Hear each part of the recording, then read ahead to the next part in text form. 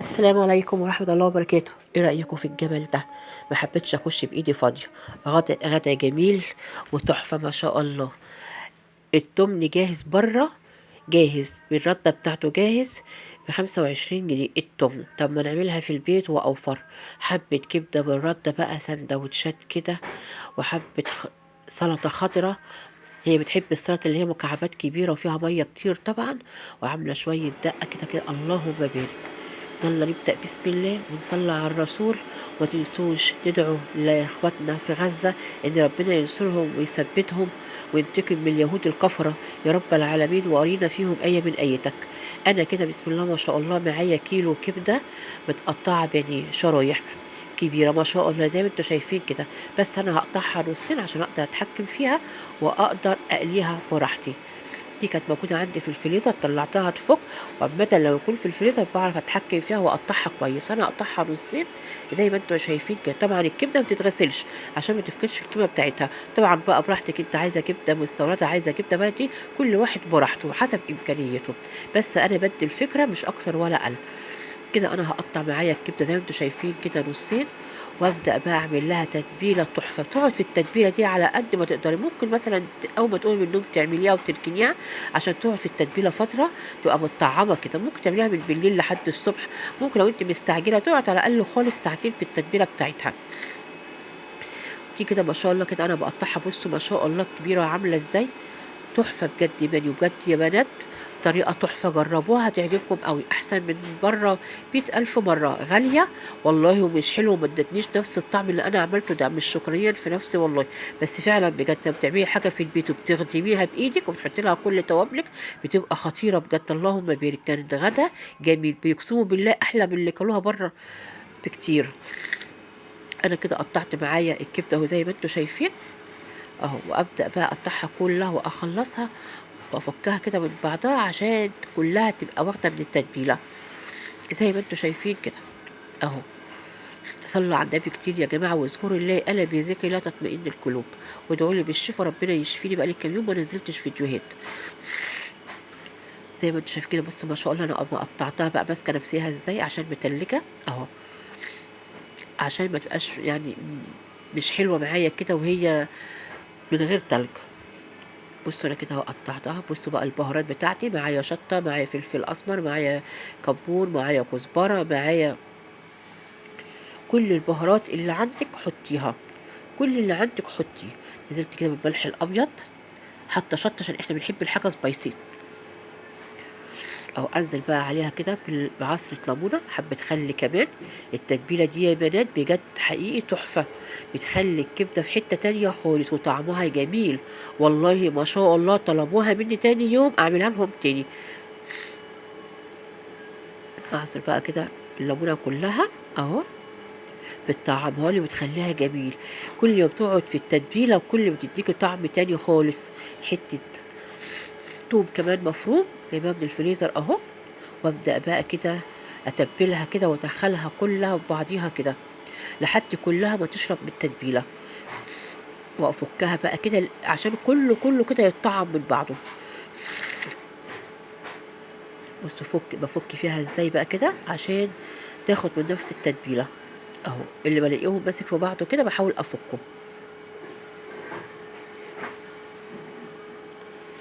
بصوا ما شاء الله ده كيلو كبده معايا. لو انا جبته بره من جاهز من بره بالتتبيله بتاعته اقسم بالله ولا 250 جنيه، حرام. احنا بنحاول نوفر على قد ما بنقدر. اه بص انا كده خلصت بقى التتبيله بتاعتي اهوت. هبدا بقى كده. بص انا معايا الكيس ده لاي حاجه بحاول اتبل فيها، بشيله بغسله وبشيله بغطي بيه على طول بدل الاسترتش كل شويه ما نقطع. بحاول بقدر الامكان ان انا اوفر معاكم. نعمل بقى السلطه اهو. طبعا انتوا عارفين طريقه عمايل السلطه، بس السلطه دي تختلف شويه. انا بقطعها مكعبات كبيره وبحب فيها ميه كتير قوي علشان خاطر باخد الميه بتاعتها في كوبايات كده بتبقى طعمها جميل. انا بص قطعتها مكعبات كبيره ازاي اهوت. هسيب بقى التتبيله تتبل، الكبده تتبل، وابدا بقى اجهز بقى ايه الخطوات التانية بتاعتي بتاعت الغدا بتاعي النهارده. زي ما انتوا شايفين كده بعمل حاجتي بنظافه وبرواقه كل ما بتخدمي الحاجة كل بجد ما شاء الله بتبقى معاكي جميلة، اللهم بارك. جربوا فكرة الكبدة دي والله يا بنات مش هتفكروا تشتروها من بره تاني. احنا بنشتري الحاجة من بره غالية بجد حقيقي، ومفيش توفير ومش نظافة زي ما بتعملي الحاجة في قلب البيت. انا بوريكي بس كده السلطة بقطعها مكعبات كبيرة ازاي اهو. مش هعملها طبعا كلها لان انتوا كده كده عارفين طريقة عمايل السلطة. بصي دي بتبقى مكعباتها كده كبيرة اهوت. اللهم صل وسلم وبارك على سيدنا محمد وعلى آله وأصحابه أجمعين. شوية سلطة تحفة ما شاء الله. عايزة بقى تعملي سلطة طحينة جنبها، عايزة تعملي مكرونة، عايزة تعمليها بعيش زي ما عملتها كده. بصي زي ما انتوا عايزين، دي حاجة ترجع لكم انتوا. انا بدي الوصفة بس، وانتوا حبيتوا تزودوا بقى اللي انتوا عايزينه زودوه. عايزين تعملوا رز ابيض جنبها، عايزين تعملوا مكرونه، عايزين اللي انتوا عاوزين تعملوا، عايزين تعملوها بعيش تاكلوها بعيش زي ما كلناها كده. بجد اللهم بارك كانت اكله تحفه ما شاء الله كده ما شاء الله. بصوا كده انا معايا بقى السلطه هي قطعتها مكعبات كبيره اهوت زي ما انتوا شايفين كده. بعمل حاجتي بنظافه، حاجه بالراحه على مهلي عشان الاكل يطلع نضيف. حرام ميبقاش الحاجه غاليه وما بيطلعش زي ما انا عايزه كمان. بصوا بقى كده الخضار بتاعي اهوت، الليمون بتاعي احط عليها بقى ميه كتير، احط عليها خل، احط عليها كمون. السلطه كل ما تديها كمون كل ما تبقى ما شاء الله جميله معاكي. ده كده طبق السلطه اهو معايا كده، انا كده خلصته اللهم بارك. ابدا بقى اعمل بقى الدقه بتاعتي. الدقه دي كده عباره عن خل بقى كده وثوم وشطه وكمون ملح ابيض ما شاء الله بجد حقيقه. تحط بقى كده على الكبده بتخليها في حته تانية خالص ما شاء الله اللهم بارك. شطه عشان طبعا بنحب طبعا الشطه، احنا عندنا هنا بنموت في الشطه. اللهم بارك. بصوا بقى شويه الدقه دول تحفه، حطوهم بقى على الكبده وهي بعد ما تحمريها بتخليها في حته تانية خالص. وادي التوم بتاعي اهو كده. كمان خلصت الدقه بتاعتي اهو عشان يبقى حاجتي كلها جاهزه. بصوا بقى الدقه دي كده انا نزلت بيها كمان على السلطه زي ما انتم شايفين كده عشان يبقى طبق سلطه معايا كده كامل متكامل. بجد يا بنات تحفه ما شاء الله. مش عارفه بجد يعني الكبده كانت تحفه، السلطه كانت ما شاء الله جميله. ممكن تعملي السلطه دي جنب السمك، ممكن تعمليها جنب حواوشي، بس بجد كانت جنب التحفه الكبده جميله قوي.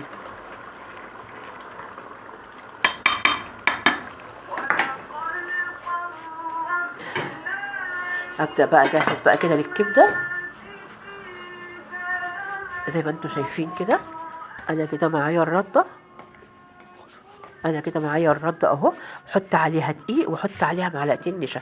النشا ما بيخليهاش تشرب مني زيت كتير، الدقيق ما بيخليش الرده تنزل من على الكبده، بيحاول يثبت له الرده شويه.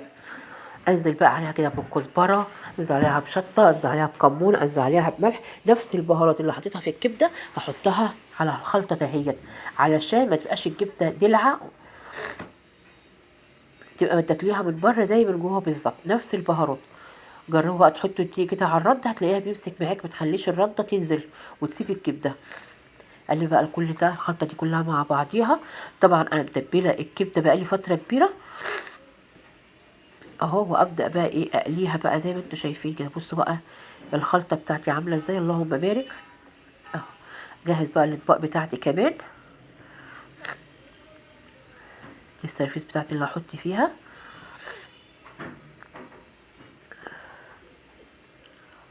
ابدا بقى انزل بالكبده واتبلها واحطها في الرده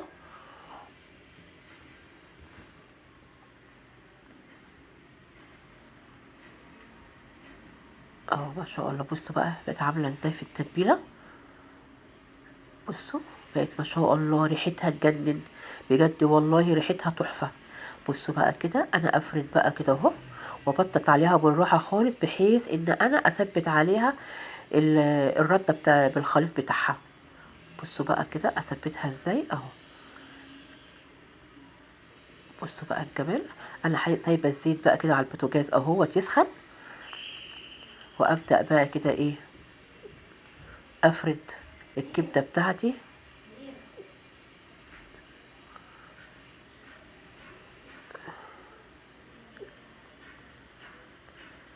اهو. بعمل بقى اللي مع قد الطاسه اهو، حاجه بالراحه وبروقان وبهدوء وخطوه خطوه معايا كده. جربوها هتعجبكم. كأني عازماهم بره، بس بدل ما اطلع بره واجرب نفس اللي عملتها في البيت. بصوا ما شاء الله اللهم بارك اهو. كده الزيت معايا قدح اهوت سخن. ابدا بقى ايه انزل بقى بالكبده بتاعتي. خلي بالنا انه متبقاش النار عاليه قوي عشان ما تتحرقش مني وتبقى ناشفه، وفي نفس الوقت بتبقى مرره. مش لازم تحرقوا يعني نحمرها تنحرق قوي.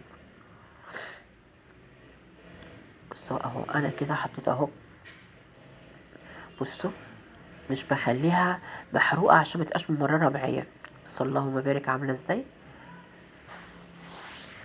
جميله ما شاء الله، تحفه بجد.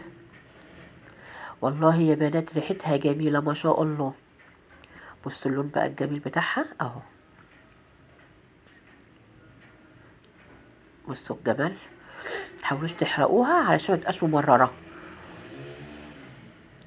وبصوا مش شاربه زيت خالص، النشا ما بيخليش الحاجه تشرب مني زيت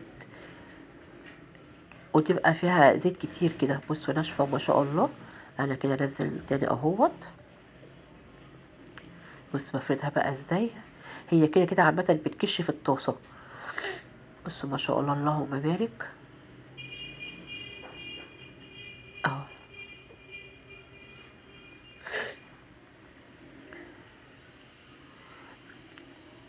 ما شاء الله ريحتها جميله اهو. اعمل تاني بقى اهوت برضك.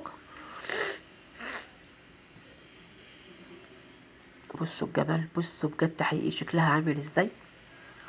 لا محروقه ولا غامقه ولا شاربه زيت ولا اي حاجه. بصوا المنظر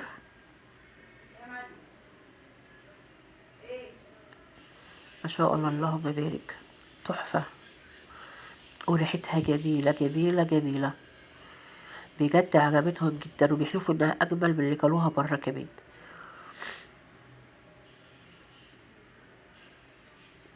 بجد انا ببقى فرحانة بعمل فيديو وتبقى الاكلة حلوة. مش انا مش بعمل فيديو كده وخلاص بقدمه وخلاص، لا، انا اهم حاجة عندي فعلا بجد تبقى الحاجة كمان جميلة وعاجبة الكل. دي بقى دقة كده انا هعملها اهوت. توم، ملح، كزبرة، كمون، شطة. كتر الكمون عشان هي بتبقى روحها الكمون الخلطة دهيت اهو. خل. الخلطة دي بقى كده انا بحطها على الكبدة من فوق. وليمونة.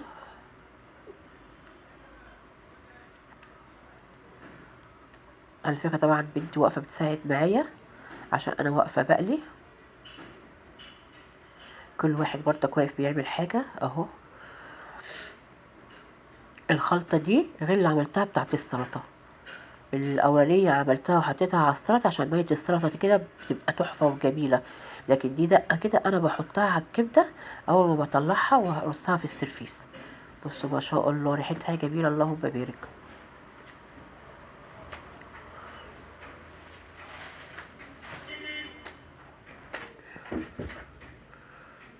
نحط بقى عليها برضك بقدونس كده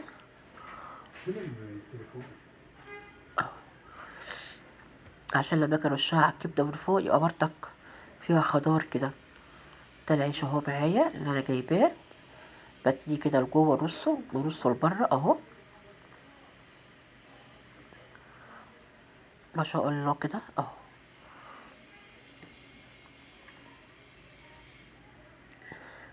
كأننا واقفين في مطعم اكل جاهز من بره ما شاء الله. اللهم بارك بجد، كانت غدوة جميلة. زي ما اتفق ما قلت لكم كده، مرة نعمل أكل اقتصادي، مرة أكل غالي، مرة أكل كده، نحاول نمشي نفسينا. بصوا منظر الكبدة لا شاربة زيت ولا أي حاجة، بصوا عاملة ازاي، ولا سودا ولا مغمقة ولا أي حاجة خالص. ما شاء الله اللهم بارك. بصوا، بصوا الجمال اهو. ايه رأيكم بقى في الجمال ده؟ ما شاء الله اللهم بارك. بصوا من جوه عاملة ازاي اهو، لا محروقة ولا أي حاجة خالص. نزوقها بقى كده كأننا طبعا قاعدين في مطعم بقى، ما احنا لازم نظبط المسائل. بصوا بقى الدقة دي بجد تحفة، بجد بتديها طعم تاني خالص. اللهم بارك يا بنات، والله ما شاء الله. بيقولوا لي اعملها لنا تاني يوم وتاني يوم.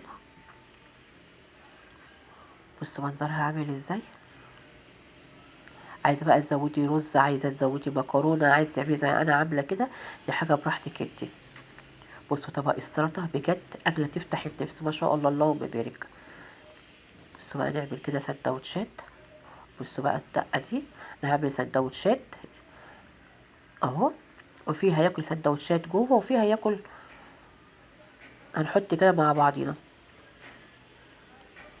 بصوا بقى كأني واقفة في مطعم بالظبط، بالذات أنا لو فاتحة مطعم مش هلم قد كده. ما شاء الله أكلة تفتح النفس وحرشة وجميلة. والله مش هقول مش مكلفة، مفيش حاجة مبقتش مكلفة، بس أهو بنحاول نمشي الدنيا شوية. ايه رأيكم؟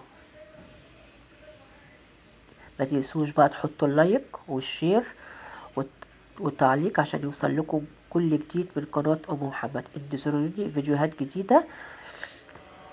أسيبكم في حفظ الرحمن. سلام.